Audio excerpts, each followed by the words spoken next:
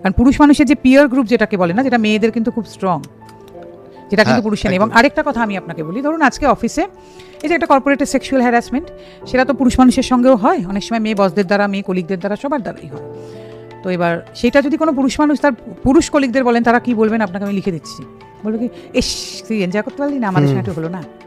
কিন্তু সেটা যদি কোনো মেয়ে বান্ধবী বা মেয়ে কলিগকে বলা হয়, আমার বিশ্বাস, আমরা মনে করি এখনো সেই মেয়ে কিন্তু আরো 3-4টে মেয়েকে বলেই ছেলেটির পাশে দাঁড়াবে বা বলবে যে চল তুই কমপ্লেন কর।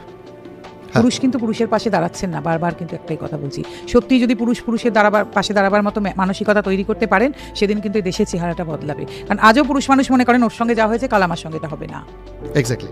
এবং তার ফলে একটা এই যে যতক্ষণ নিজস্ব ঘেরাটোপের মধ্যে ভাবছেন, প্রত্যেক পুরুষ মানুষ ভাবেন আমার বউ এটা করতে পারে না, আমার বউ পরকীয়া লিপ্ত হতে পারে না, আমি সেফ, সবাই নিজেরটা ভাবছে আমার বউ এরকম করতে পারে না, আমার বউ কোনোদিন এরকম করবে না, আমার বউ কিছুতেই থানায় গিয়ে আমার নামে বলবে না, আমার বউ পরকীয়া করতেই পারে না। যেমন বহু সব বাবা মাই ভাবেন না আমার ছেলে মেয়ে এরকম করতে পারে না, অন্যের ছেলে মেয়ে এরকম করতে পারে, আমার ছেলে মেয়ে এটা কিছুতেই করবে না।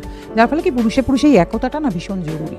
এটা মেয়েদের মধ্যে গড়ে উঠেছিল বলেই বা আছে বলেই কিন্তু আজকে মেয়েরা এত আইন পেয়েছেন, আজকে মেয়েরা এত কিছু পেয়েছেন এবং মেয়েদের জন্য এত কিছু হচ্ছে।